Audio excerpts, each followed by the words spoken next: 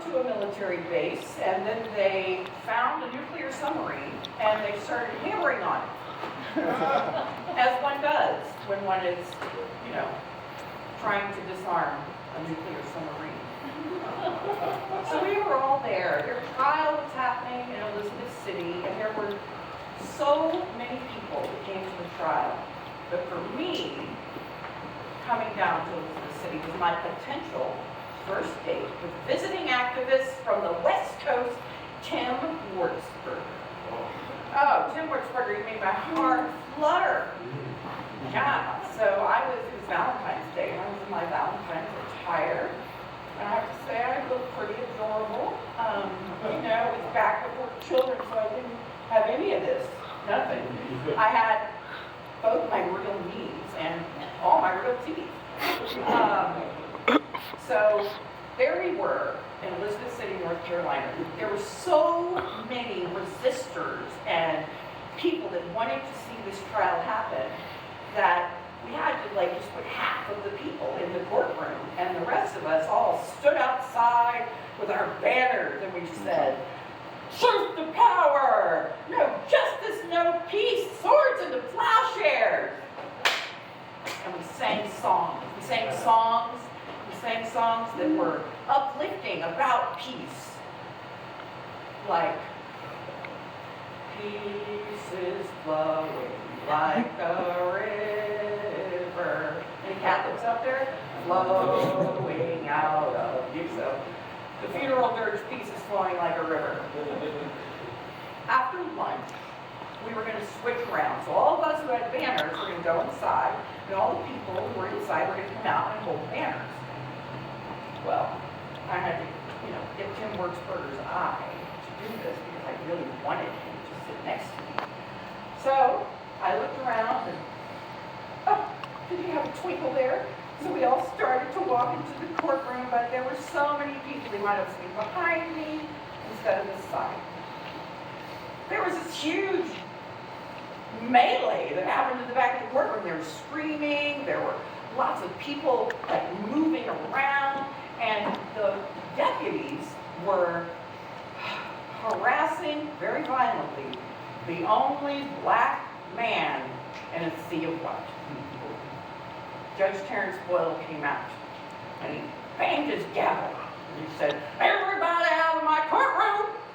Out of my courtroom right now!" And everybody started to shuffle out of the courtroom, but my eye caught 6 of my homegirls, women I really, you know, respected, and they weren't leaving. I thought, what better way to impress Tim Wurtzberger with my devotion to the cause than to stay with these women? So I went over there, and it turned out that seasoned resistor Kathy Boylan was going to be in charge of everything that happened. And she was going to tell the judge exactly what was happening in the back of the courtroom after he left. So Judge Terrence Boyle comes in, and he sees us, and he's like, "Out of my courtroom! Out of my courtroom!" And we stood. Excuse me, Judge, I don't know.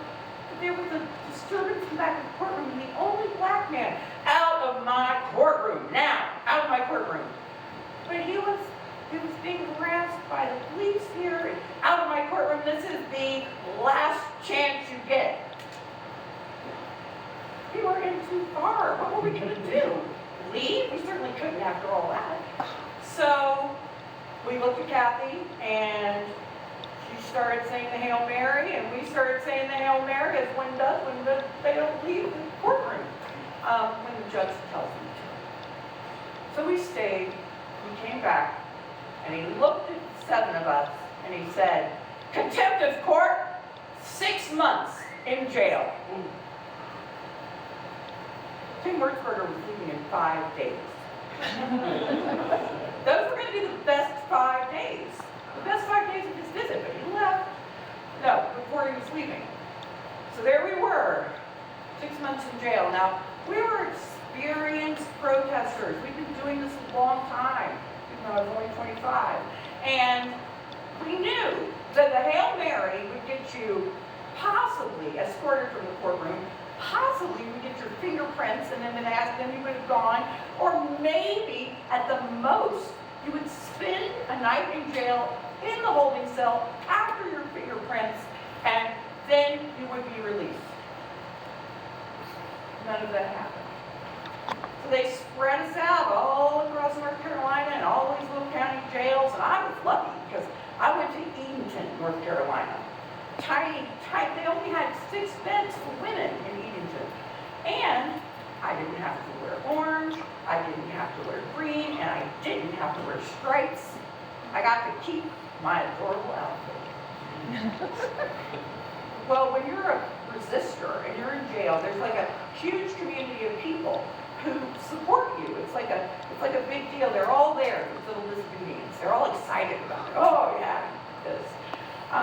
So Tim Werksberger and I wrote to each other in Southern California, and things were a little juicy in our writing. I was really looking forward to getting out and going to visit him out there.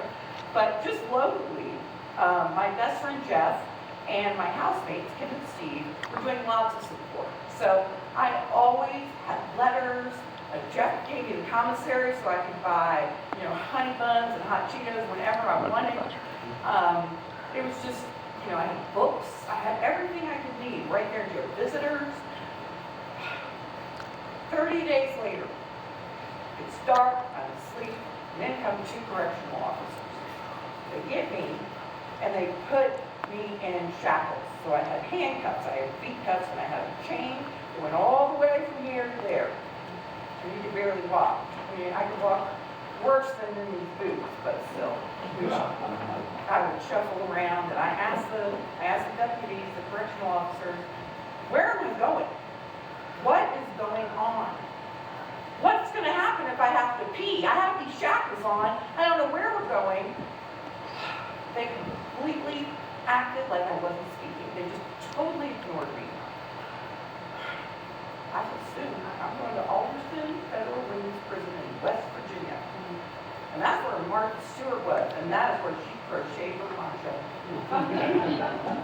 So I was all ready. I was ready to go there. There was going to be a lot more freedom in the county jail. And so I sat back there, hoping I didn't have to pee, and we didn't go there. We went back to the courthouse in Elizabeth City. I shuffled down, and they brought me in, I shuffled down to the front of the bench where Judge Terrence Boyle was. And he said, you are free to go. You will be on probation for 6 months. And I was just like, oh my God.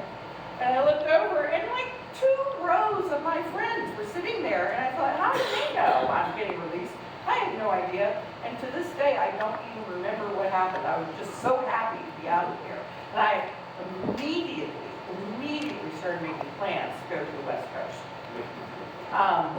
But I gotta tell you what, that Hail Mary magic, it worked. It was something awesome. Tim Werksberger was head over heels, and also, once I was released, my best friend, Jeff, who gave me the honey buns and Cheetos, announced his love for me. This all happened because they married. I had 2 men, one on the West Coast, one on the East Coast, and Jeff then asked me to marry him. So, what did I do?